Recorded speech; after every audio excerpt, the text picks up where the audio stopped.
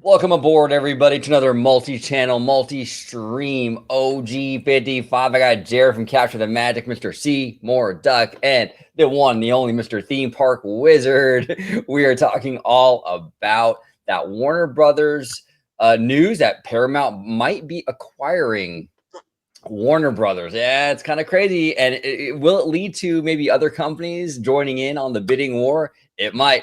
Up next here, we're going to talk about it on OG55.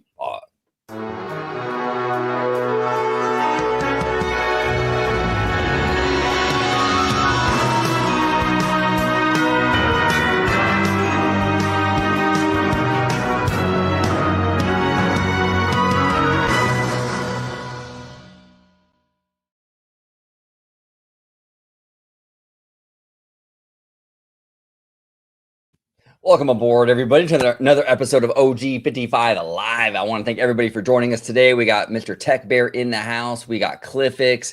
We got David Shananian. We got Joseph Lopez, Johnny Ace. Well, let's go. Ben Zacuto. We have a full house here today. We're going to talk all about this Warner Brothers Paramount news, what it might mean for Hollywood, what it might even mean for Universal. We'll dip into all that in a moment. But Jared, it's always good to see you, my man. How you doing? Doing good. Thanks for having me as always. I'm very interested to talk about this. I think we had discussed this a couple weeks ago. That rumor had been out there, and Paramount's doing some interesting stuff. So I'm excited to talk about it. Yeah, it's interesting. They're making some moves. I like the aggressiveness. Actually, I think Paramount needed to shake it up a little bit. You know what I'm saying? Well, I think if you're going to be aggressive, now is an interesting time to do it, considering, and Cliffix even kind of noted this, I was going to talk about that, is the consolidation of Hollywood, I think it is a real thing, that this definitely, somebody could, Paramount could come out, I don't know on top, but they could make a lot of progress here by doing something like this. Absolutely. And it helps be backed by the richest person in the world. Well, that's true. That's true. So, Jared, where can everybody find you on social media? Yeah, at Captain Magic everywhere, YouTube, social media. That's the easiest place to find me. And if you want theme park info, like direct into parks, you can go to CTM Podcast with my wife and I. We have a podcast almost like 8 years now. I feel old. It's been going on a while. So that's where you can find me. Check them out. They do great content. Family here at OG55. We also got Mr. Seymour Duck live from the Duck Pond. Seymour, how you doing, bro?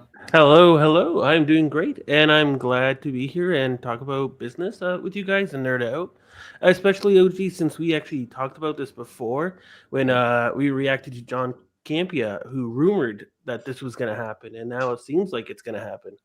Yeah, no, it's fascinating. Campia, he's I consider Campia almost like the Hollywood Reporter or the Variety of independent creators, right? So Campia is the Scott Gooston of Hollywood. Yes. He very much is. He's got his insiders. But Mr. Duck, where can everybody find you on social media, my friend? Yeah, you can find me on X at Mr. Seymour Duck lately, where I've been talking about Japanese companies. There you go. We love it. Mr. Theme Park Wizard. It's always good to have you on, sir. Founder of the TPW Empire. That's How are you? Right. I'm fantastic. And, Seymour, I think you got to hook up OG and next live stream, make him a talking orange. I'd like to see that behind a desk. But you can find me at Theme Park Wizard on YouTube. You can find me on themeparkwizard.com for some cool small stories that I don't put on YouTube. And we just launched our brand new discussion forums. Join the forums, post your updates about this and many more. And also, whatchamacallit, you can book your trips with me to like FanFest nights, for example.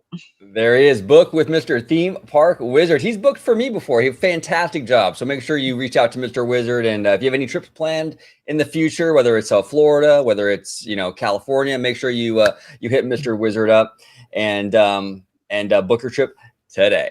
All right, here we go. Let's rock and roll. Let's start with the news. We're also going to get into some viewer comments and questions, but this is courtesy of Yahoo Finance. Paramount Skydance's reported bid for Warner Brothers Discovery could spark a media bidding war. This is courtesy of Ali Kanal, senior reporter over there. Thank you, Ali. Warner Brothers Discovery stock has spiked close to 50% in just 2 days, trading after Wall Street Journal report said that Paramount is preparing a majority cash bid for the media conglomerate, a potential move that could set off a Hollywood bidding war and reshape the global streaming landscape. This is wild to me. I'll start with you, Jared. What are your thoughts on this, man? I mean, we talked about this on the channel. It's been kind of like, I feel like there's been a lot of smoke around like Zazie wanting to sell Warner, right? It's been kind of out there, like unofficially, but yeah, the way they've restructured the company essentially is them seemingly preparing for somebody to buy them. They also, even after this summer, Warner Brothers has actually this year done the best out of any of the studios thus far, which is pretty interesting. And then they fired, I can't remember how many employees, but they fired a whole bunch of employees, which is strange, almost as if you were trying to, get rid of some overhead for somebody to purchase, which we've talked about before. I think Comcast was always one that everybody talked about. I've always thought they would run into some red tape with the government potentially, but Paramount I don't think would. And they're being very aggressive coming off the heels of like the UFC deal, all the stuff they have going on. So it's very interesting because if they were to do this and get HBO Max plus the UFC deal, they very well could jump up to like the number 2 streamer behind Netflix. Oh, 100%. Now, Mr. Wizard, you and I have talked about this a lot. You and I have been very bullish on Comcast making moves on Warner. We thought, it would be great for the theme parks, obviously great for the IP library for Universal. I got your text when the news broke. You're like, no, and I would agree with you. I do want Universal to snatch this up. But if you want to go ahead and give your thoughts on the overall news and potential merger between Warner and Paramount, what are your thoughts on this, brother? Yeah, well, so Scott Ants, Paramount, backed by the Ellison family, very, very wealthy family. They just completed their purchase of Paramount, and then now they're looking to continue to go and here to Warner Brothers, which is very interesting. I know you talk about Jared talk about the government red tape, but in thinking maybe since they just swallowed up Paramount, they just already bought something, and now they want to buy this. Maybe they'll have some government red tape, but I unfortunately don't think so, because I think the Ellisons are very friendly with the president these days, so I think he'd be letting it slip. But the real question, I think I was talking to someone, I forgot who it was, but they're like, Paramount, what are they want to buy Warner Brothers at one lump sum, like including the cable stuff. So I'm curious. I know Paramount is all about, they have a lot of network cable TV, like shows they air on CBS and stuff like that.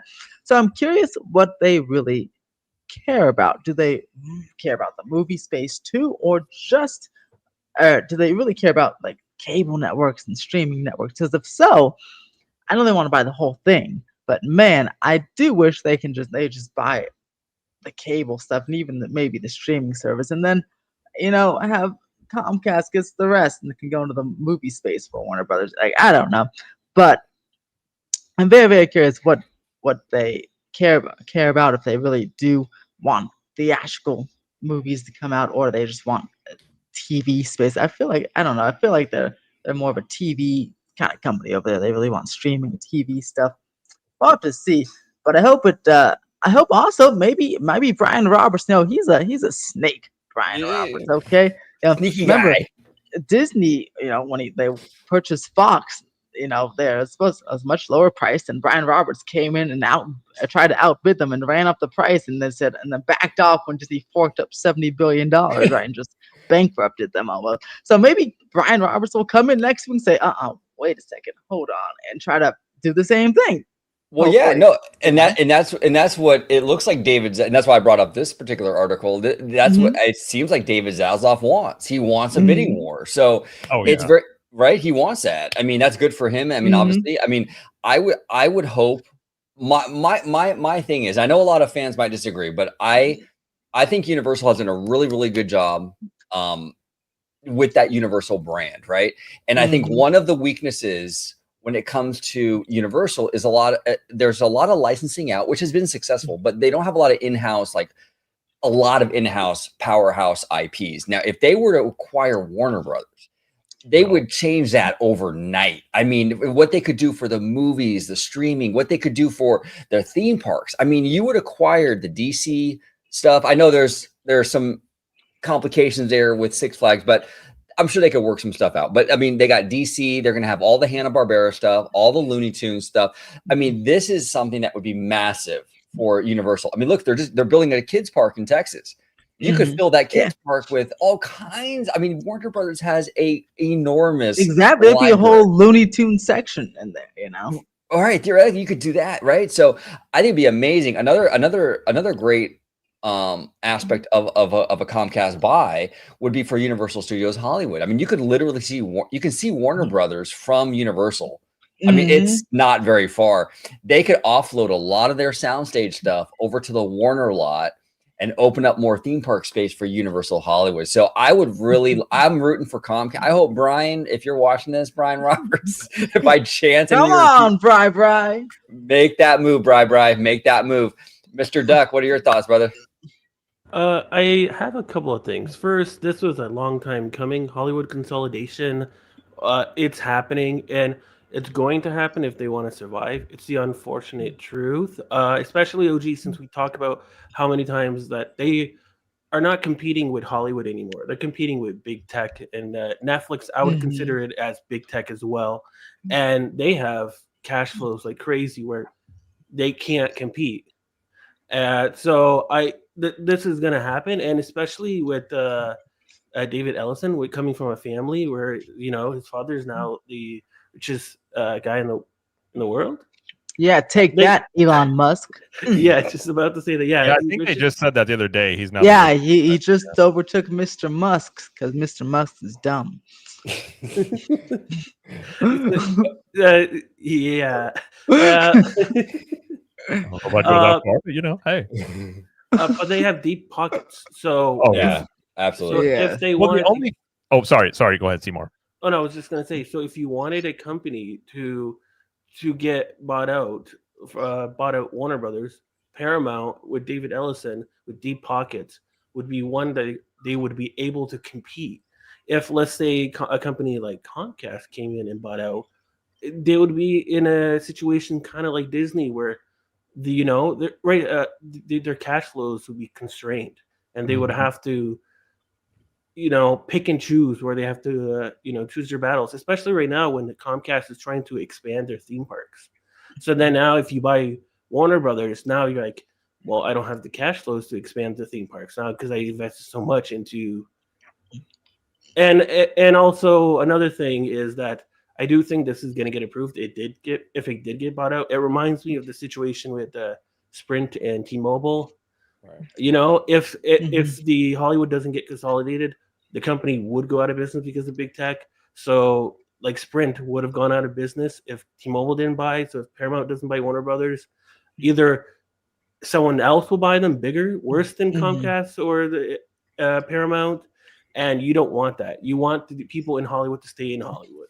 I agree, Mr. Duck. We talked about that. And CliffX down here says consolidation equals survival. So exactly, 100%. I do have a couple of if Paramount does eventually buy out Warner Brothers, I do have a couple of requests for the Paramount people watching here, which I know none are.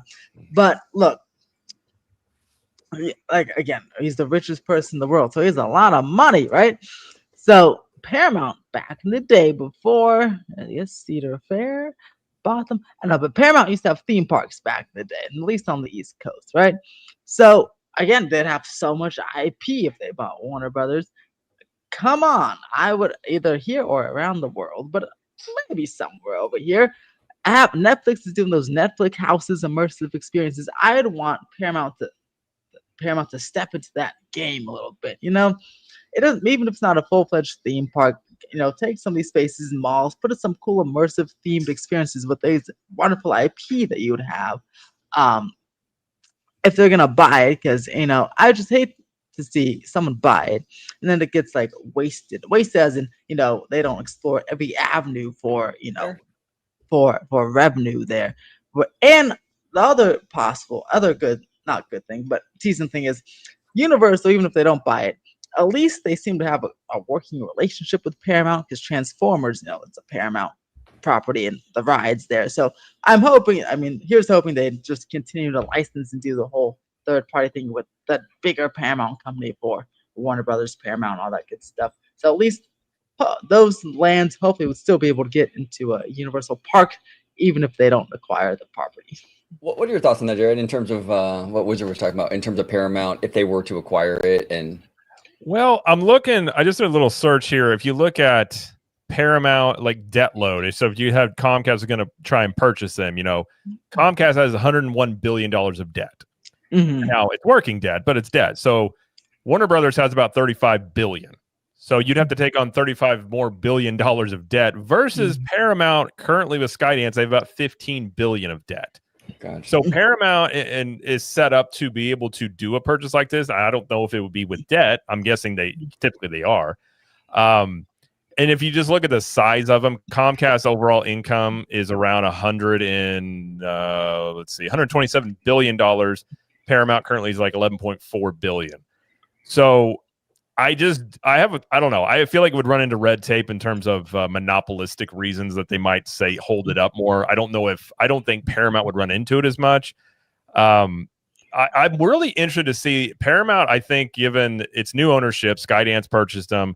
Paramount's made some weird moves as well as Warner Brothers. And Warner Brothers think about the early 2000s. They dominated Hollywood. They had Harry Potter. They had the Batman trilogy. They had Lord of the Rings.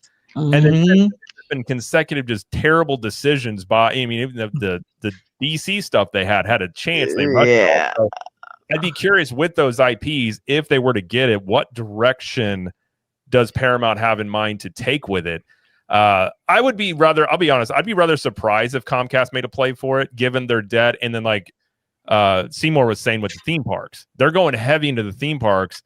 I do think that would directly impact what they would be able to do in terms of, because the theme parks are expensive. You're already going into debt investing into those. So I guess it depends on where Comcast wants to go. And I kind of feel like they're already going down this theme park route, thinking that that's a revenue stream they're going to continue to grow. Yeah, it's looking like the Paramount thing is probably the most likely. What say you, Wizard? I'd say, because you mentioned DC, and I was kind of curious about this too. So obviously DC just reset itself, right? So I wonder, if whoever buys Warner Brothers, at any case, do you think they'll just let James Gunn do his current DC thing again, or do you think they'll reset again? That would be interesting. There were a lot of rumblings about people inside of Warner Brothers have not been the happiest with how James Gunn's kind of been conducting himself. I guess you could put it that way. Like, especially online, he kind of tends to go out there a lot. It's like, you think he's running it himself, and there's like no other person involved. Yeah, that would be the most interesting thing what changes would they make? And then think about Lord of the Rings. Warner Brothers didn't even do a re-release of Lord of the Rings at 20 years, 25 years. Yeah, that's a missed opportunity. Yeah, so I guess it would just depend on what David Ellison's vision is, which I don't think anybody knows at this point. Skydance bought Paramount. They then got the UFC rights, which I think that alone is massive, because UFC that's pretty good. Yeah, because that's very popular. Yeah, and so like that, and it's getting rid of the pay-per-view model. You can watch all the UFC fights on Paramount Plus now. They may be going a route of maybe they see a demand that Hollywood's not servicing and going to go step into that, which is kind of what Hollywood used to do all the time, which is just more regular movies and things like that. But if I were to bet, I think Paramount, you got to think too, Comcast may not want to do it because they look at the Ellisons, how much money they have. If you really do want it, do you really you're not going to win a bidding war with those guys, would be my guess too. Well, that's true. Yeah. Now, James all day here says, and James, I want to thank you for joining us. I do appreciate you, James. We all appreciate you. Says, imagine how John Lasseter revives the Looney Tunes. Now, here's the thing, James. I'm going to have to kind of push back on that a little bit. Forgot about James Lasseter. Oh, I forgot about John Lasseter with Skydance. Yeah. He's with Skydance. He's there. Here's the thing, and I'm not trying to diminish, because I'm putting the personal side of John to the side and just his creative chops, right?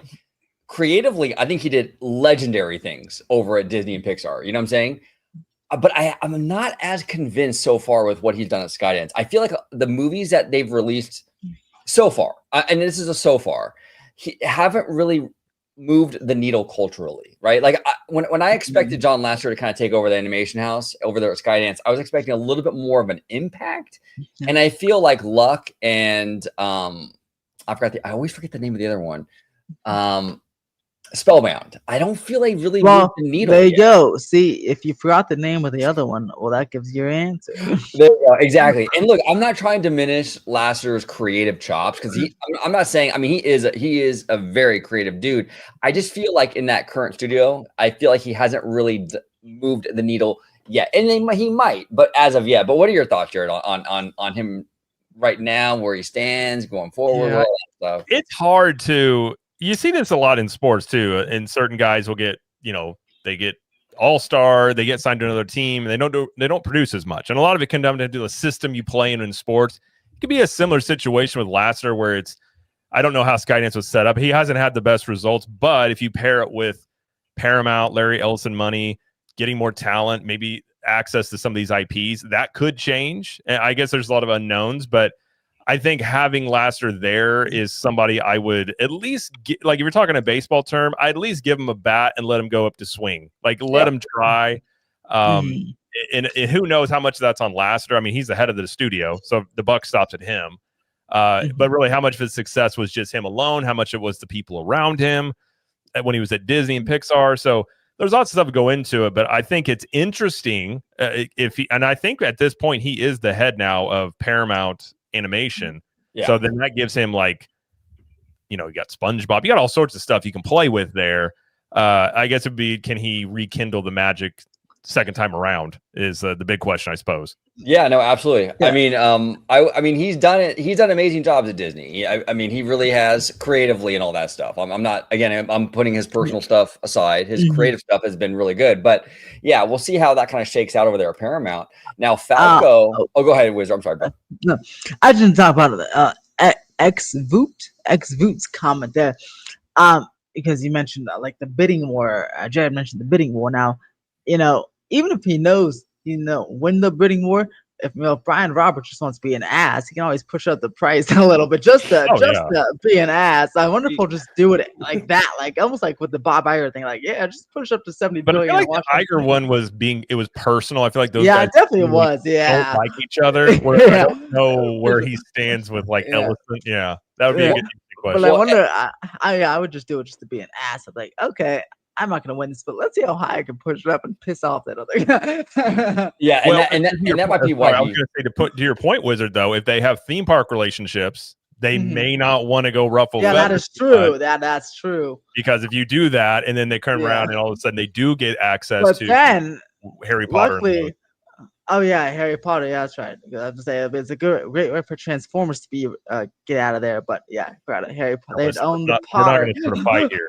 Don't touch Transformers unless you're going to put G1 Transformers. Then I'm all in. If you want to do a Cybertron Transformers, absolutely. Yeah, no, and I don't think he would, just because I feel like at that point, if he were to, because he did it to Disney, and then if he does it to Paramount now, it feels like he's like what Wizard was saying. He's just kind of being a jerk, and you don't want that reputation in the industry. And these guys run in small circles. Like, you're talking dudes are like, they go to these summits. It's one thing if you got beef with one dude, but if you're the guy driving price of everybody else, at some point they're gonna do it to you.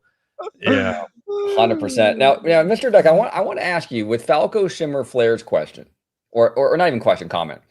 Paramount buying Warner could be a monopoly. What do you think? What do you think about that? Because you mentioned that earlier, top of the show, like it would actually be less. There would be less hurdles, right? Getting this approved than, say, a Comcast deal. But what are your thoughts on it being a monopoly? I actually wouldn't think it would be a monopoly. I think it would be more on the same level now as the other companies. When Disney bought Fox, they can compete on the same level. Paramount right now can't compete with Disney, can't compete with Comcast or Netflix, or even Amazon now, right? With their unlimited cash flows. That's where the monopolies you have to worry about, where people can just buy you out instantly. So they need to compete. So when you merge the lower two of the big Hollywoods, right? I'm excluding like the smaller ones like Sony and them, but out of the big Hollywood companies, they're one of the smaller ones, and I wouldn't consider it a monopoly, not yet. Maybe in a few years when they get bigger, possibly, because when I gave that analogy of T-Mobile now is one of the biggest ones, so they're almost like a monopoly now compared to with AT&T and Verizon. So it could come to the point where they grow, especially with Paramount's aggressiveness, they're taking a lot of deals. Even one with the Duffer Brothers who did Stranger Things, they stole them from Netflix. Yeah. Because Yeah. they want to compete with the big guys, big tech and Netflix. They want to compete with them. And like I said, when you have a family with deep pockets, and the banks will give you money for that, you have unlimited potential. Yeah. Go ahead. To Seymour's point, Warner Brothers right now has 28% market share. Disney has about 25. Paramount is about little. It's almost like 6.5% versus Universal. Comcast is almost 16%. So Paramount has much less of a worry about monopoly versus Comcast. Comcast, I think, undoubtedly, they're more than double the size of Paramount. Right. So if Paramount has a monopoly issue, there's no way Comcast has any chance of getting it. Oh, that's true. Yeah, and I would respectfully disagree too with that. I don't think it's a monopoly with Paramount, because monopoly implies like or indicates that like there's really there's no competition. There's no real competition out there. Like they're forced into like one company, and that's just not the case. I mean, Disney alone has every major IP on the planet, basically. I mean, give or take a few examples, right? Comcast Universal has some biggies too. There's definitely competition out there, even if this merger were to occur. So I think we'd be absolutely fine. But that's not even counting Apple. That's not in this thing I looked up. It's not even counting. Netflix isn't listed on here. Like Amazon MGM Studios is like 1.74%, but everybody knows they're a bigger player than that market share is. So I don't think I agree. I don't think Paramount would run into a monopoly issue at this point. No, absolutely. And like Seymour says, I mean, this is the thing that people need to understand. Warner Brothers is for sale. So it's not going to remain what it is right now. So if it's either going to be Paramount or some other company, but some other company is going to buy this thing. And personally, I'd rather have Hollywood kind of buy up Hollywood. I kind of want big tech to kind of stay out of it as much as possible. I mean, Well, I'm actually all for it. Like, I'm very curious what Paramount's going to do now. I actually kind of want to see, like, let them do it. Let them see, give them 5 to 10 years and see what they're able to do, because they're coming out the gate swinging. And now if they can back it up with talent, and obviously, like you said, they got was it Duffy Brothers? Yeah, Duffy Brothers. If they're able to get more of those and get some actual talent in there, I actually think they could come in and Hollywood is, I don't think it's ever going to be what it was, but you could have a resurgence if you have one studio really leading the charge. And let's say Paramount really starts making a lot of progress and they get a ton of hit movies. The other studios are going to have to follow if they go a different path. And it could be something that Hollywood needs, is new blood coming in, shaking things up, and, making some bigger moves. Well said. Well said. James here says, I would like to see Looney Tunes and DC come to Universal Studios. Maybe they can do a theme park rights deal just like Harry Potter. Yeah, that would be cool. I do know that they currently have deals with like Six Flags. Six Flags is a mess right now, though. Just buy Six Flags. There you go. Exactly. Just yeah, I mean, hopefully, because I mean, Universal and Warner Brothers. I think the Harry Potter's only a Warner Brothers thing they got, but they have Comcast. Universal's partnered with Paramount on many SpongeBob, Nickelodeon areas before, and Transformers. So it seems they have a better relationship with Paramount. So maybe they'll go yoink theme park rides from Six Flags, and here you go, Universal. That'd be quite nice, because then we get a proper DC land in Universal. Well, and what we talked about on the last theme park in OG was, I contend that Universal is never going to let Marvel Superhero Island go unless Disney backs up the Brinks truck for it, for the rights for Marvel. But if they were somehow able to obtain DC rights, that's a conversation to have, because then you'd be talking about Gotham City, Superman. Like, DC hasn't been iffy on the movie side, but they have legitimate major comic book IPs that would be very interesting. That's about the only scenario I could see without Disney outright paying for the rights or at a discounted rate in that way, where you can maybe see them get rid of Marvel Superhero Island in Orlando. Could you imagine Universal, right? Comcast, current Comcast Universal, building a full-fledged Gotham City on the scale of like what we just got in Epic Universe with Potter? Yeah, I would. Dude, it would be like, and I love the Gotham from the Keaton movies. Yeah. Like the Yes. because like Gotham had its own like it was like a character in that movie. As I had its own vibe and feel to it. I would, yeah. I mean, you could do so much stuff with it, and if Paramount buys it, I mean, that's what we talk about. What do they do with the DC stuff right now? And if it keeps on gaining traction, then that becomes even a bigger draw with the movie side of it, or you go the comic book route. But I'd be very interested in that. Honestly, that's what if I were Brian Roberts, I wouldn't outbid or try to do. I would go right over to Ellison's right now privately and be like, go.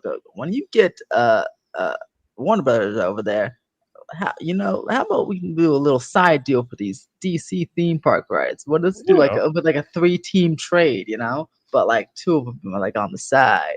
That'd be a nice deal right there. No, that would be. And I could see something like that happening. I mean, I really could, James here continues, Six Flags is practically on life support right now. Imagine what Universal Creative would do with DC and Looney Tunes. Just look it up. Yeah, exactly, James. We kind of touched upon that a minute ago, and you're right. Six Flags is practically on life support right now. They're struggling, and they got all kinds of weird stuff going on over there, Yeah. Can you imagine Six Flags? Six Flags just, I think, this month, their CEO, they released an update on their like attendance figures because of so many rumors that they're bankrupt. They're like, okay, let's release something, and they're like this much better. I'm like, oh wow, so you must be struggling if it's not even an earnings call and you're trying to release some attendance figures. Like, that's bad. Go ahead, Jared. How about like Toon Lagoon being outdated? If you did a swap out with Looney Tunes, which would be you wouldn't really have to go in and change a ton there. You could just reface everything with Looney Oh my god, a Dudley Do Right as a Looney Tunes ride with like with the my goodness, that little pig, I don't know, knock me down the drop. That'd be so cool. Yeah. Well, and then what if Paramount has a resurgence of Looney Tunes too? I mean, it hasn't caught on in recent years for sure, but it's definitely something that if you got Laster involved with that maybe and got some other creatives involved, you could see a resurgence of Looney Tunes. Oh, 100%. Let's see how that movie next year does. What's it called? The one Coyote? the Coyote one. I mean, I'm excited for it. If it does well, then you never know. We can have a Looney Tunes resurgence on the way. Well, and this is the thing. When in the 90s, when I was a kid in the 90s, like it was Disney and Warner Brothers. I mean, you watched the Disney Afternoon, and you would watch, like, at the time it was Kids WB, I think it was called, or something like that. I remember that. Wait, did they have Pinky and the Brain with Warner Brothers? Yes. Animaniacs. I would be in Animaniacs. Yes. Well, sign me up. Yeah, and these are great characters. They just need good management. Warner Brothers, unfortunately, has had real shit management since 2000. Yeah. Like I said, they were on top of everything in the early 2000s, and then to this point, I don't think you would have told anybody when the Batman movies were going, Lord of the Rings, if within 20 years they're going to be bankrupt almost, you'd been like, how, why? Like it's just bad management from that time on. It's just unfortunate choices. It's sad. It really is. Storybook, it's always good to see you. WB has some valuable IP and some stuff that could really work in the parks. For Universal, it would add some great stuff to use for FanFest. Yes, I would go for Gilmore Girls alone, but there is much more. Yeah. Oh, what you could get from Warner Brothers for FanFest. I mean, that's insane. I mean that would change the game. I mean, there's a lot here that Universal could do. I agree with Cassandra, by the way. 90s cartoons were the best. Afternoon cartoons, they were awesome. Yeah. Because you know what it was, Jared? They kind of like they were products of the original stuff, like from decades before, but they brought something new to the table, and they were kind of like still kind of forward thinking. And they kind of straddled the perfect like nostalgia with like it's fresh and new though still, right? It was perfect. Disney and Warner Brothers, they were interesting too. I just looked it up. I was curious about this. Warner Brothers also, now I don't know where the rights would lie. Obviously, you have Lord of the Rings, which a lot of people talk about putting Lord of the Rings into Universal Parks. It may be in the UK park, but they also have, according to this, Godzilla and Godzilla versus Kong is one. So I don't know where those rights lie, but you also have Dune, which is interesting. I don't know if Dune's big enough, but you do have some, interesting things that you could play with with all that. I'm sure they have tons of different rights lying around that they even haven't used yet at Warner Brothers. Oh, 100%. Arlene here says Bobby's World was the best. Remember Bobby's World? Bobby's World. I remember Bobby's World. Yeah. Oh my gosh, with what was it Howie Mandel? I think was on that one. What was that lineup? It was like, it was that. Yeah, it was Bobby's World. Then you had Animaniacs. I feel like there was like 2 other ones that would come on the afternoons, but I can't remember the other ones. Was it Tiny Toons? Maybe. I can't remember. Yeah, there was Tiny Toons. I know Life with Louie was part of that. Yeah, okay. Yeah, I remember Life with Louie. Yeah. Muppet Babies? I don't know. Oh, Muppet Babies was a great show. Seymour. I mean, don't even go there with that one. I used to love Muppet Babies. That was fantastic stuff. Really good. James here says if Paramount does buy WB, what happens with AEW on TNT and TBS? What are your thoughts on that, Jared? Considering those are cable brands, cables like you had described, it's like a melting ice cube. A lot of that stuff may just go into streaming. Now that would be interesting about the cable side of stuff. Do they even buy it? Because didn't they package that off separately? Warner Brothers, I think they pushed the cable stuff off to its own company. They did. Yes, they're they're planning to, but they want to buy the whole thing. It seems. Yeah, but the curious thing about that is that they're also spinning off Discovery, which is the reality shows, and that's if you want to be a powerhouse for streaming, reality show is cheap. True. Yeah. I mean, well, one of the reasons Netflix is so big is first off, they were built off of reruns of other, The Office and Friends and all this stuff like that. But it's also the cheap shows that get people in, like the reality TV type stuff, or just the stuff that catches on. If they're able to replicate that at all with that type of model with like Paramount Plus, that could, instead of having these massive budget movies and shows, you could have those, but also have your your cheap shows that are just like, you just turn the TV on, it's background noise and it's just on. Yeah, your Love Island. I keep seeing on the Nielsen charts, Love Island. I love Love Island. That's such a great show. Oh my goodness. I like Floor is Lava because I want to play it. I played it as a kid. Every time I watch, my kids will watch it. I'm like, I want to do that. That looks awesome. 100%. T.S. Wade here says, does that mean the cartoon hating jerk Zaslav will be on his way out? Now, this is an interesting question by Wade, though. What do you think about this, Seymour? Do you think when this happens, right, whether it's Paramount or somebody else, do you think Zaslav is still going to be the head? I don't think he will be, in my opinion. But what do you think, Seymour? No, he's going to be gone. No. Oh, yeah. I think this was the plan from the beginning. Since AT&T spun off Warner Brothers, they're like, yeah, you need to sell the company. They were in so much debt, and they were going to split off Warner Brothers because to put more debt, to make it more leaner, to be more, approachable for people to buy them. But if Paramount wants to buy them all, then they're going to get bought out. If David Ellison and Paramount wants to buy Warner Brothers, they will, and the shareholders will have to accept it. I mean, not the shareholder. The board will have to accept it if it's a good buy, because the shareholders would want it. Because if the stock went up, yeah, Warner Brothers stock went up like 25%, and then if they say no, the stock's going to drop. And you have to look at the shareholders, unfortunately, with the companies, right? And it's like the Twitter buyout when Elon bought Twitter, right? At first, the board said no, but then the shareholders like, well, the stock went up like 40%. You're going to have to buy it now because we're not going to see 40% within the company for many years to come. Right. Well said. I think personally, Zaslav is an old school hatchet man, and they used to do this in the 80s. If you were going to fire a bunch of people, the CEOs, what they would do is bring in a hatchet man that comes in and starts cutting and slashing because he's the bad guy. Then he leans up the company. He gets out the door. They bring in the new CEO they want. And then he's like, I'm the good guy. I'm here to fix stuff. Right. I've always thought that's what Zaslav was. He was the guy, he canceled that girl. He comes in and just starts cutting and going, all for the reason Seymour said. They were always looking to sell this because the amount of debt they have out. I mean, I don't even know how you would get out from underneath it, given how little successful cash flow they kind of have had the past like 20 years. Yeah, no, 100%. Now, Seymour, Falco here is, I know you touched upon it, but the HBO Max part of this equation, I mean, it's a huge, it'd be huge for them. I mean, they would become one of the biggest streamers, right? I mean, and this is one of the reasons why I think they want to compete with Netflix.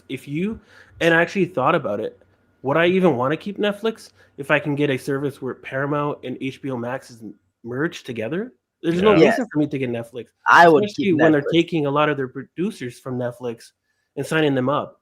I have no reasons, and if they're gonna keep those reality shows, there's nothing really on Netflix. It's on Netflix. It's like one and done for me. I watch one show and then I wait for something to happen, right? So I watch Squid Game's done, and then I wait for something to happen. Oh, K-pop Demon Hunters. Okay, I watch that.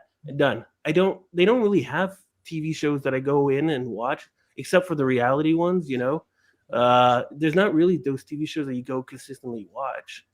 But with Warner Brothers and Paramount, when you merge it, they have those IPs that you can, just like Disney does with their Family Guy and their Simpsons and Bob Burgers. They show up on the Nielsen charts all the time. Bluey, right? They show up on people come and watch consistently. Now, I have no reason to get Netflix for that. I'm saying trouble things. Talking about the Nielsen charts, that thing is, those shows pop up, but that thing is dominated with Netflix stuff, whether it's a movie or a TV show. Yes. So, yeah. Also, it's so funny because I'm like the opposite. I don't really watch HBO Max or Paramount Plus or Disney Plus unless a new show's coming, and then I just wait. Like, last thing I watched Disney Plus was the Marvel shows, the last one. I think it was Ironheart, and then HBO Max. Last thing I like watching there was like The Penguin. Love that show. But the thing we watch, my wife and I watch every night, it's Peacock because we like The Office, so we're just running Peacock all the time in the paper. But I'm watching Netflix like all the time with Wednesday and with the new movies and K-pop Demon Hunter and a lot of these Netflix only stuff like Stranger Things I can't wait for. So it's funny. So like I wonder, I mean, some people just like me, I'm sure, and some people just like Seymour Duck, but I don't know how big of an impact let's say like everyone just drops Netflix if the merger goes through, because I think there's a lot of stuff on Netflix that's original that a lot of people seem to really like. Yeah, we'll see. I don't think it would hit Netflix. What's interesting, Paramount Plus has some really good shows. They have Taylor Sheridan. So you got all his universe is fantastic. So you got Tulsa King, Landman. The new Mobland was a fantastic show, and that's that Tom Hardy one. They're going to do multiple ones of that. Plus, you throw in HBO Max with all the stuff they have. Plus, what would be interesting is if they were to do this, they would get HBO Max's production and the way they're able to do shows that they've done for however long they've done them on HBO. That could be a real benefit to the studio assets that Paramount would get from Warner Brothers would be almost there. I don't know what price tag you would put on it, but that makes it really interesting in terms of how quickly HBO Max many times and the quality of shows they're able to produce could impact both. I guess the question would be, if they were to do it, do they pull the Disney where they merge them into one, or they keep them separate? I imagine they would keep them separate just due to the HBO name, but I'm sure they'd have some sort of bundle where you can get both, though. 100%. Now, Jose Benuelos, thank you, Jose, for joining us. Do appreciate you, sir. Late in the live, but what would happen with the rights for DC on Six Flags? Would that change since it's from a previous contract, or would the contract change since it's a new company? We did talk about that a little bit ago, Jose, but in a nutshell, yes, we do believe, or we believe there's the possibility of maybe Universal kind of making some moves for that or something, because they do have a good working relationship with Paramount right now and all that, so they might make a move for some of that. Six Flags is really not doing so hot, so I'm sure Universal can kind of go in there and sort of work their magic. Go ahead, Seymour. No, I have a Six Flags down the street where I live, and I don't go there. It's just roller coasters and roller coasters, and I'm like, meh. Well, and that's the thing too. We talked about Universal getting into the regional park game, right? Like right now, they're dipping their toe into a couple of different interesting things, right? You have Horror Unleashed in Vegas, and then you have the Kid Park in Texas. But what if Universal were to make a coaster park where you had Velocicoaster style coasters? And Jared, we talked about this on a recent video, right? Yeah. Where like you had a whole park with like Universal coasters, like like Hollywood Drift style stuff, Velocicoaster style stuff. That would put Six Flags out of business because why right now? Serious question, everyone in the chat and on the panel. What does Six Flags bring to the equation? Because back in the day, Disney and Universal really weren't creating a lot of like hard hitting coasters, but they are now. I mean, with things like, and shout out to Jerry. And not only that, they're very well themed. Right, exactly. Like themed and sick, not just painted red and called Superman. No, exactly. So Cosmic Rewind, that's crazy, right? That's a Disney thing. You have Velocicoaster, you got this Hollywood Drift ride. It's like, why am I going to Six Flags? What are they even bringing to the table? Price alone with Six Flags, I mean, that's basically where you're competing on that. It's just it's cheaper to go. True. Now, I don't ever root for the demise of companies, but apparently I looked it up. Six Flags contract with DC as it stands now runs through 2053. Oh my Yeah, gosh. buy that out. Come on, so I can't figure out how much they paid for it or what the rights are, but I feel like I mean, it's sad seeing what DC's done with, or what Six Flags has done with the DC stuff. I mean, Just look, man, there's just so much stuff you can do. we just talked 100%. about it, right? Six Flags is broke. Come on, I'm sure they take a nice cash infusion to buy them out of those DC, right? Because clearly it's not helping them. So We they can don't only- need them. It really hurt Six Flags not to have DC. I don't think it would hurt them. I don't think it helped them much. So it's like you have the cash to come in. Exactly. Yeah, No, I feel like 100%. they do. Man, like, 100%. and we were talking about lots because I was actually thinking about this other day. As OG mentioned, the Warner Brothers lot.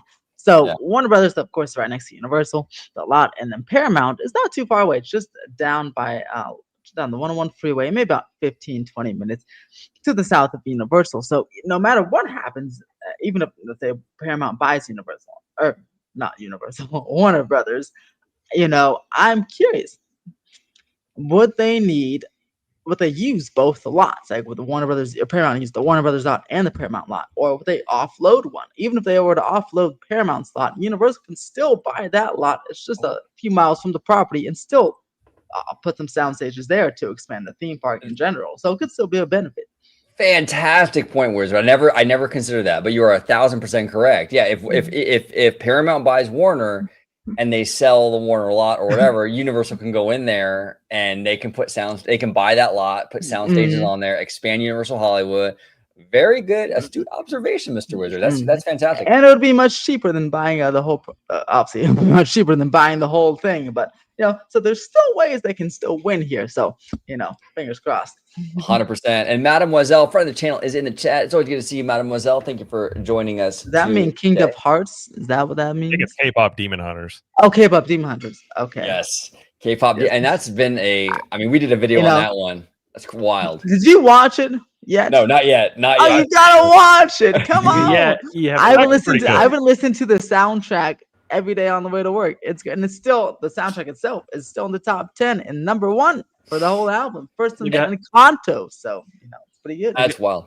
The guy who listens to K-pop doesn't watch K-pop. I know what they. And look, it's not even. It's a Sony movie, so they have their under 2-hour mandate. It's not even that long. It's great to watch. Yeah, 100%. Falco here says Universal Studios, and we're gonna actually dip into some Universal stuff that Mr. Wizard actually brought to my attention pre-game, because there's some interesting stuff happening with Universal. But Falco here says Universal Studios Orlando expansion for Zelda or an Epic Universe. Now, Wizard, you are you've been on the show quite a bit, and you've talked about this with Zelda coming in, or we've heard now with I think Boardwalk Times was reporting. I think I'm not sure if you reported on it as well. The One Piece rumor. There's some interesting things happening, and then we just got official word that what's that area? Lost Continent, I believe. Yep. Yes. Going away, right? So what do you make of this? And then I'll go to Jared. I'm very curious on your guys' thought on this. Well, it seems like I'm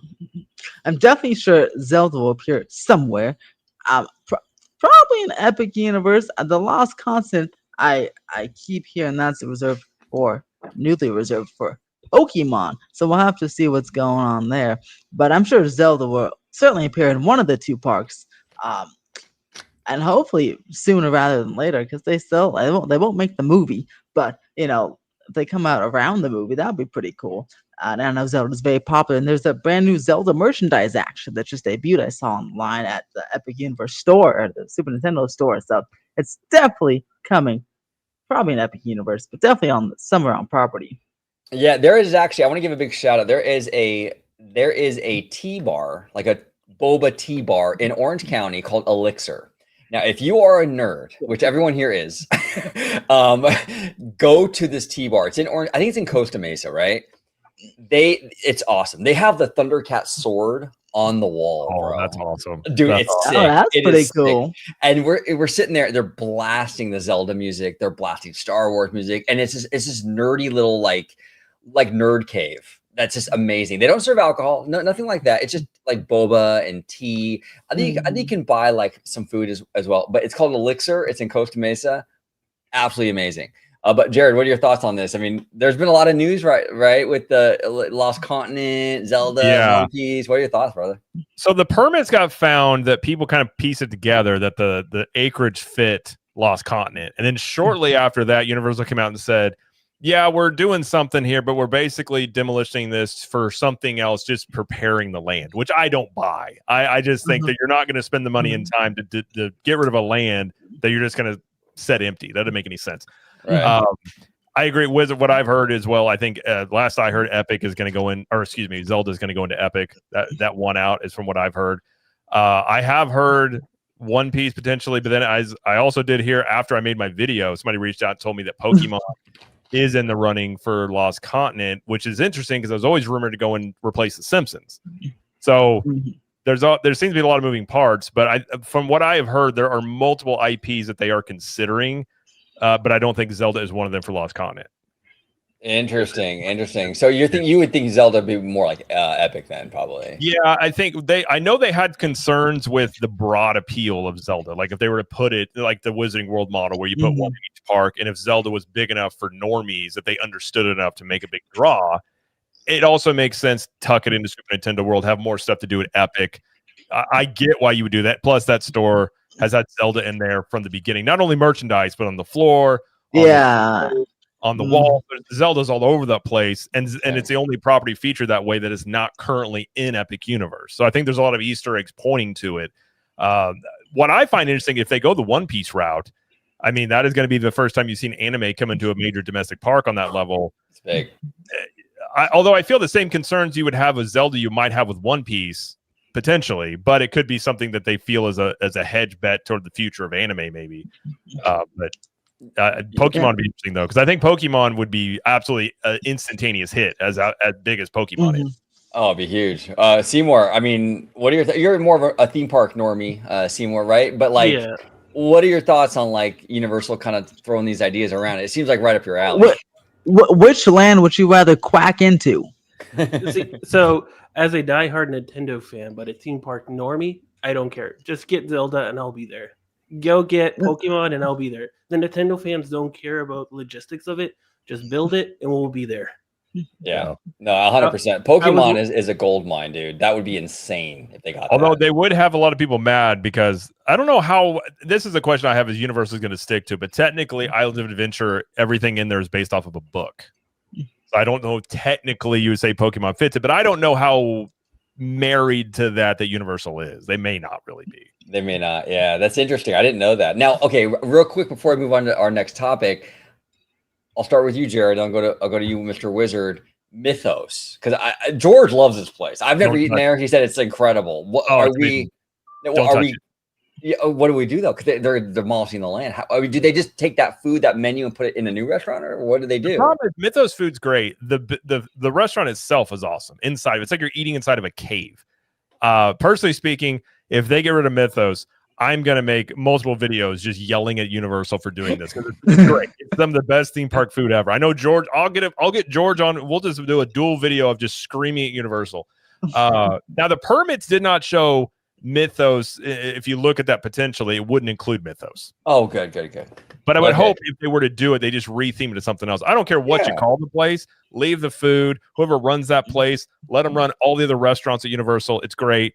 The lamb burger is amazing. If you've never had it, it's worth having on its own. It is a fantastic restaurant. But I hope Mythos would be left or just called something else. Yeah, Universal's pretty good at like tapping into like what their fan base wants, and I feel like they are aware of the Mythos thing. I mean, they have the banner that it says voted number one theme park restaurant. They always have it up. It was right. Can't get rid of number one theme park restaurant. I mean, that would be sacrilege. Absolutely, Wizard. I know you've been to Orlando, Universal Orlando. Was it just once, or how many times have you been over there? Yeah, just once. Didn't get to eat at Mythos, but I walked past it, and it's quite an impressive structure, which is pretty cool. And yeah, luckily, as Jared said, the permits cover the 4.9 acres, but it's above Mythos, not at Mythos. And even the description of the permit said, demolish theme park, show, attraction, retail, in like showboating retail and shop, but no restaurant was included in there. So Mythos is safe. It's probably just be rethemed to whatever the new thing is. Cool. But it looks super cool. I was like, I can't wait to eat there. I think we're supposed to be going next year sometime. So I'll definitely be, if it's still around, up there eating there, because I do want to get that view towards the lagoon and that cool stuff there. But Absolutely. yeah, I don't know what's got. I mean, hopefully, Pokemon would be great. Out of the two options, actually all the options presented, I think Pokemon Resonance, resonance more with me because I know it the most. I don't know much about Zelda, but Pokemon, I love Pokemon because Pikachu, right? Pika Pika. No, 100%, 100%. Now, J-Brad introduces an interesting IP to the equation. J-Brad, by the way, I want to thank you always for your support, brother. Thank you so, so much. But he says here, I know a lot of people want Luigi's Mansion, but I think a better option would be Metroid. Could you imagine a Metroid attraction? That would be wild, right? I would like it, but Metroid doesn't sell nearly as well as the other Nintendo games. I love Metroid, but I just don't think it's big enough at this point. Maybe it has a resurgence, but I think they're going to stick with their main line Nintendo games. You're going to stick with Zelda. I mean, Pokemon, I did hear there were issues with Pokemon, but it may have worked it out because Pokemon's owned by like 4 different companies. So you got to work out deals there. Insane. Yeah. So I wouldn't mind Metroid, but I don't think you do Metroid before you do Zelda. And Luigi's Mansion, from what I had heard, is that it was basically between Luigi's Mansion and Zelda. And internally, at this point, Zelda was winning out in terms of the next thing going into Epic. But that could change. Again, this is all rumors. It's all could change, but that's the latest that I had heard. Interesting. Wizard, now you brought an interesting bit of news across the news desk before the show. If you want to let everybody know, this is Universal AP related, but go ahead. I'll let you kind of explain.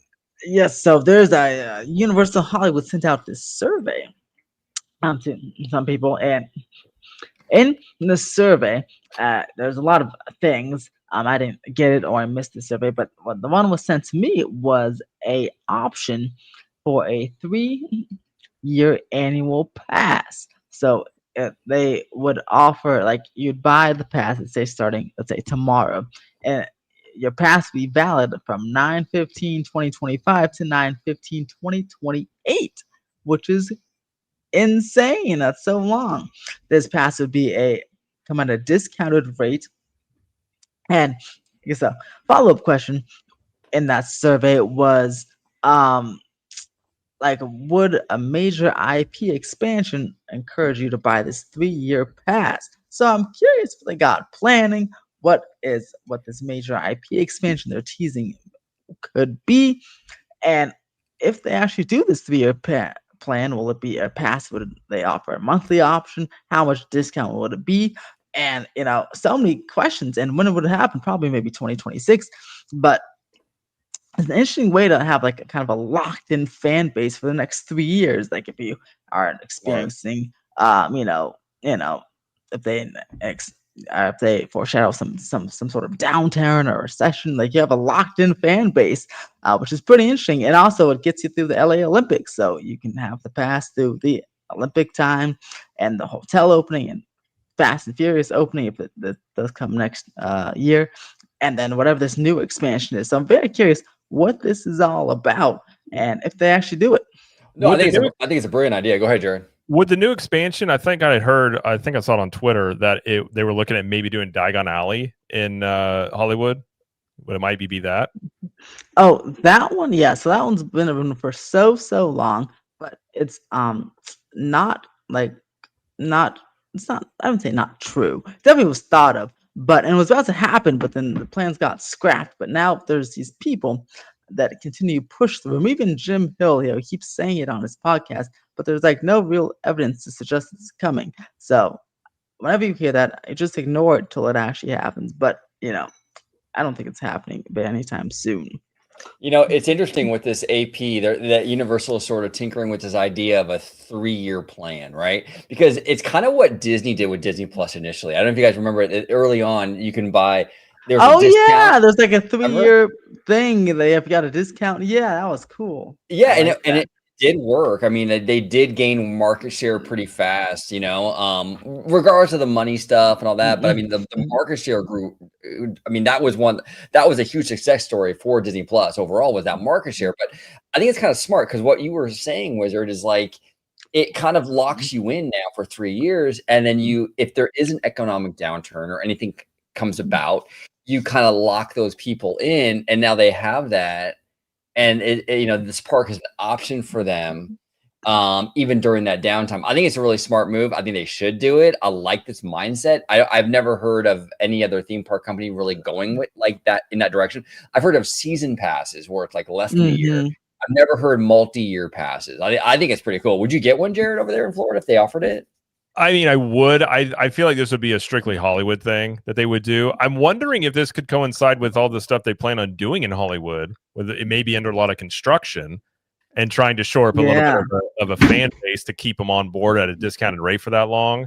Sure. I don't think that they are going to have any issues in Orlando with, especially once they offer them for Epic and things. I don't think annual passes are an issue in Orlando, but from my understanding, like I said, I don't know the Hollywood parks as well, but they're not as big as Orlando, so they may just be trying to, like you said, that market share, get more people in, maybe while they're also under heavy construction as well.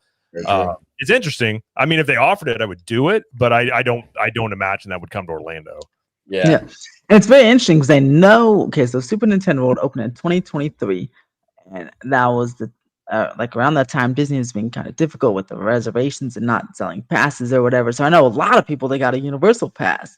And as soon as Disney opened up their pass thing and made it just a little bit easier, and a lot of people didn't renew their pass. So I'm very curious that maybe that has like an effect of why they said, okay, maybe try a 3-year pass. So if that happens again with our new opening, everyone gets a pass for Fast and Furious, let's say, instead of just not renewing it, if they get these 3-year passes, well, we got these people for 3 years, Right. Yeah, no, great point. And then Lucas, I see your comment. Interesting question. But real quick, Rogue Attraction, I don't believe it. I think it's like $30, but yeah. Wizard, So the you want to elaborate on that? The general parking is $35. The front gate parking, which was $75, went up to $80 this week. So it was a $5 increase. But that's just the front gate parking, and the middle parking is like $55, or I think went up to $60.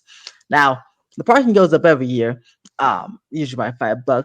But I am curious about like this year, because the general parking stayed the same, but I'm curious because the front gate parking spaces, some of them, and some of the preferred spaces will be lost due to the hotel construction. So I'm curious if maybe that's why only those two went up this year, to kind of offset the loss in parking spaces that will happen hopefully soon, because the front gate parking is like right after security, and that's where the hotel is going to go. So with those loss of spaces, I wonder if they're going to, the price went up just a little bit to try to offset those cars there. Probably correct. Absolutely. Really good observation, Wizard. And Lucas here says, why get a Universal AP in Orlando right now when Epic is literally not part of the pass? Jared, I mean, are you kind of on board with that too, in terms of like, it feels like, yeah, I think it's a fair point.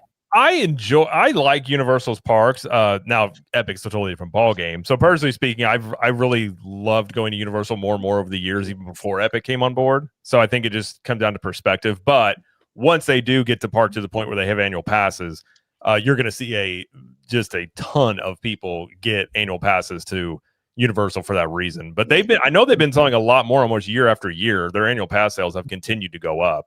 But yeah, I mean, if you're not into the Universal stuff, if you haven't gone, I could see the perspective of really thinking like, why do it if Epic's not on board? But it will be. I think when is an interesting question, because that park, there are no place to offer APs at this point. But I still contend sometime closer to the summer of 2026 you might see it if they're able to get these wait times down. But that'll be really interesting to see how many people get those, because that'll increase the park at this point. Universal Orlando's around like 10 to 15% of the audience is annual pass holders when it comes to Orlando, at least. So that would increase Epic a ton. So you'd have to be able to handle that. The more crowds coming in is I think the real question there.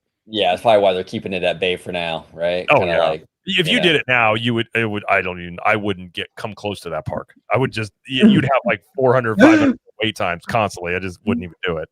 Now Remy D here says we'll get Kirby before Metroid. You're probably right, Remy. I love Kirby. See, I don't know who Metroid is, but I love Kirby, so I'll take Kirby any day. Now, Mr. Duck, you'd be on board with that, huh? Kirby? Yes, and funny enough, a Kirby was named after the lawyer that won the lawsuit for Nintendo that was against Universal for Donkey Kong and King Kong. Oh, that's interesting. A little deep cut Nintendo What do you mean info. Nintendo suing people? What are you talking about? They No, never no. do that. No. It was Universal suing Oh. Nintendo for using Kong in Donkey Kong because Gotcha. and now No. they're working together and they have Donkey Kong in their theme parks. I find that ironic. That is very ironic how things come full circle like that. It's crazy. Lucas here says it's basically $1,000 for an AP for 2 parks plus a water park, while the Incredipass is $1,100 to $1,500 with a park hopper and a water park with / golf. I say there's a huge difference. 4 parks plus 2 water parks.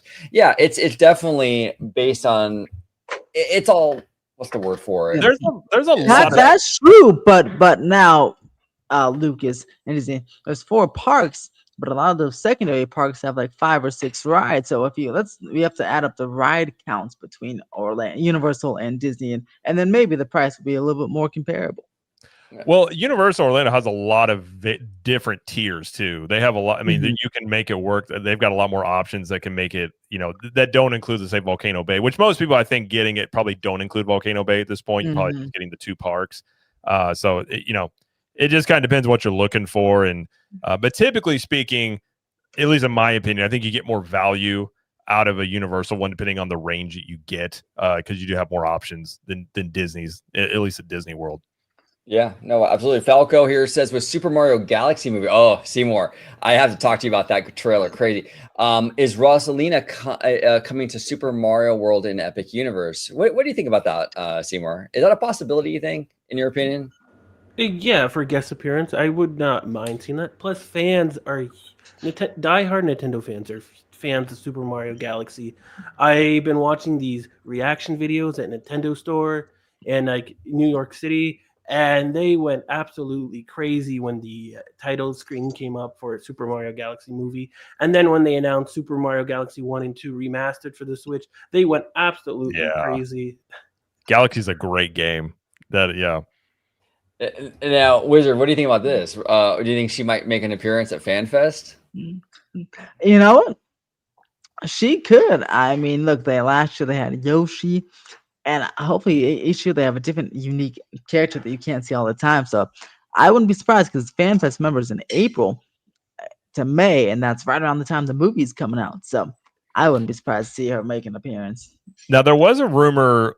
This would have been 2 years ago, probably. I don't know where it stands now, but there was a rumor that Universal was looking to do their own sort of Nintendo Princess sort of play on the princess thing, like Disney has, of doing their own Nintendo princesses, because they do have them. They could do. You got Rosalina, you got Daisy, you got a lot of them they could do that would also appeal to the girls, and I'm sure a lot of the guys that like Nintendo as well. But that is something Universal could pull out, is a lot more of the Nintendo princess end of things to kind of offer their own little version of that.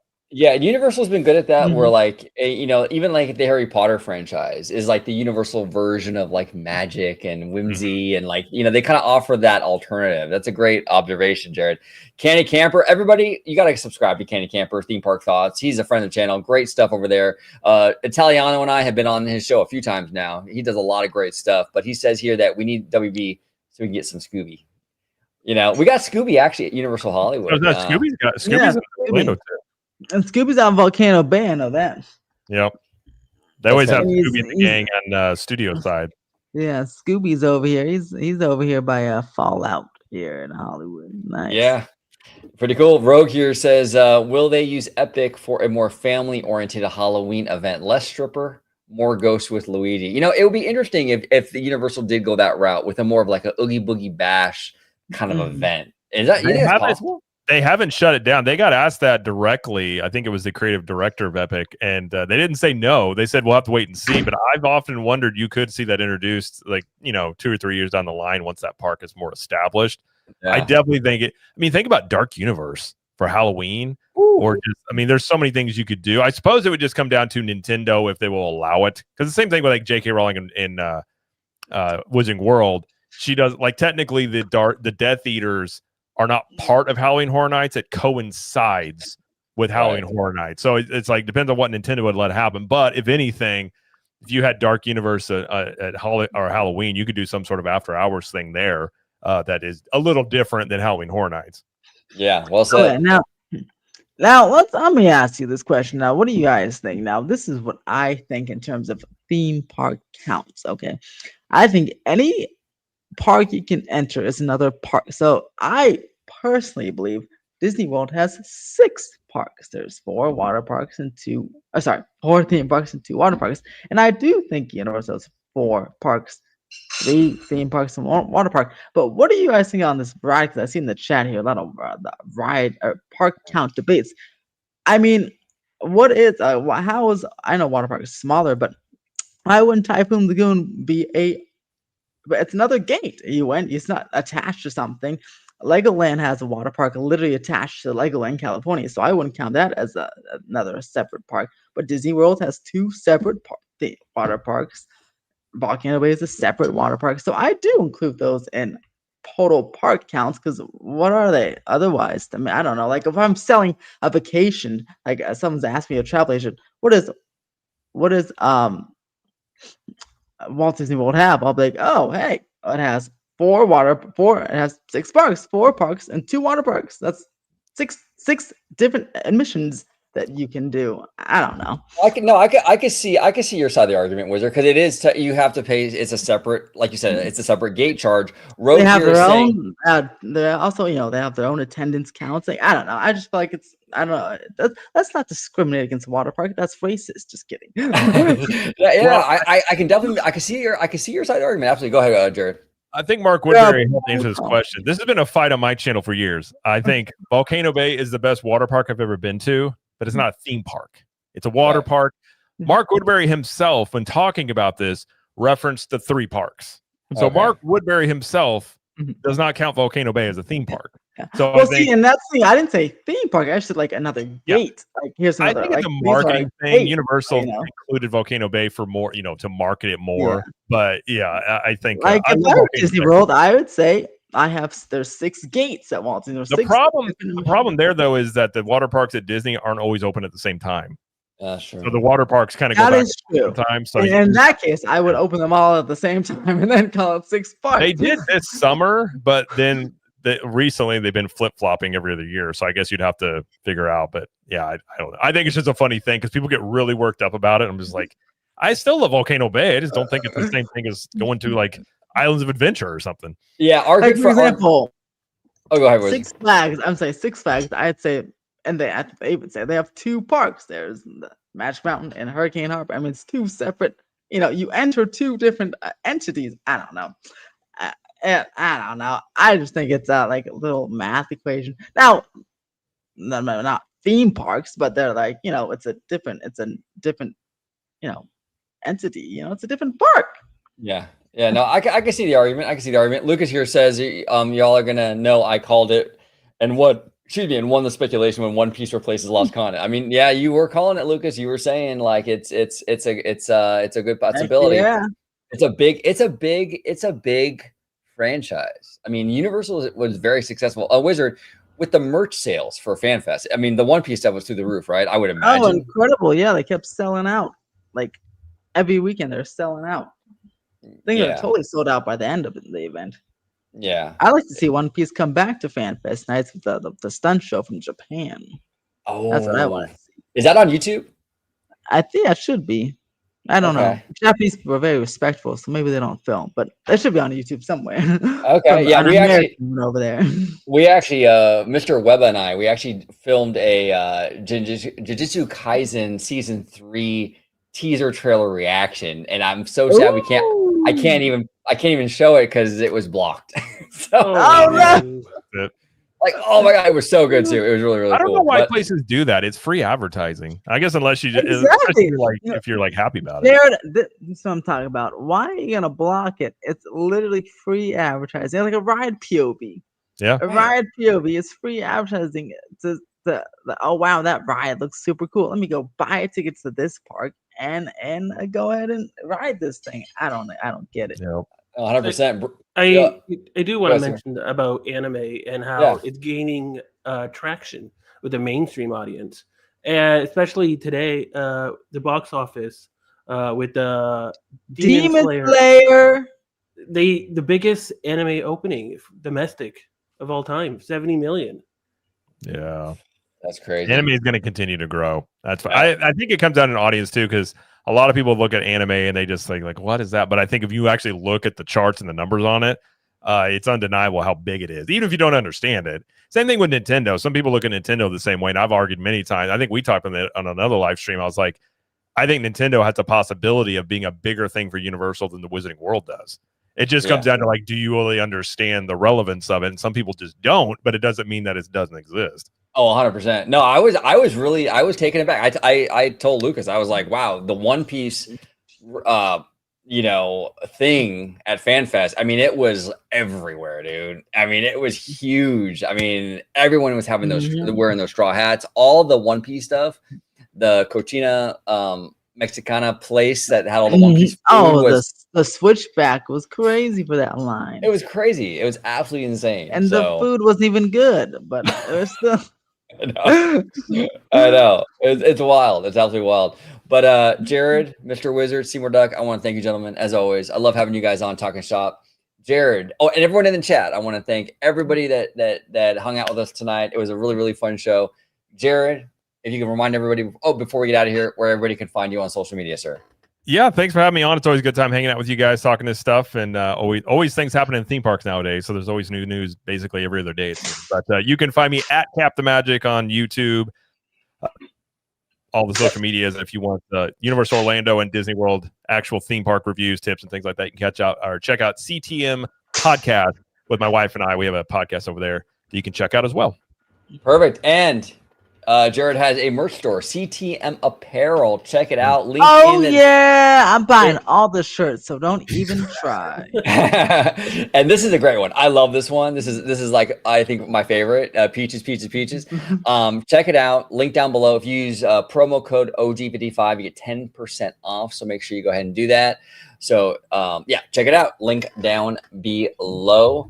And Mr. Seymour Duck, where can everybody find you on social media? And are you going to get a Peaches shirt?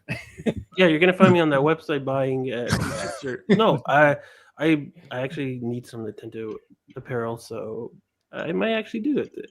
Do you ship to Canada is the question. Did we ship to Canada? Yeah. Hey, they ship everywhere, even everywhere. Everything's hand printed. We don't use third-party stuff, so it's very high-quality stuff as well. Well, then you have a potential customer. Oh. By the way, I think your discount's 15% off, by the way. Is it 15? I think it's 15. All right, cool. Awesome. Special 15%. Access. Yep. Yeah, special access. Exactly. Promo code OG55. Mr. Seymour Duck, where can everybody find you on social media? Yeah, you can find me on X at Mr. Seymour Duck. There we go. And last but certainly not least, the one and only Mr. Wizard. Always a good time having you on, brother. Where can everybody find you on social media? You can find me on Theme Park Wizard on Twitter, YouTube, Instagram, Patreon, Blue Sky, and more. And they can check out themeparkwizard.com for some cool small stories and book your trips to Orlando to visit Jared with me. We'll handshake, and that way they don't kick us out of the parks. That's right. and Tones, you did miss it, but we love you, brother. Bad Thought Studio in the house. I want to thank everybody for joining us today. And we got a lot of content coming out this week. We got another Hey Bricky reaction, all about the future of the Disneyland Resort. That's gonna be a fun one. But everybody in the chat, everybody on the panel, thanks so much for watching. And until next time, see you. Thank you so much for watching OG55. Don't forget to smash that like button, subscribe, and become a member today.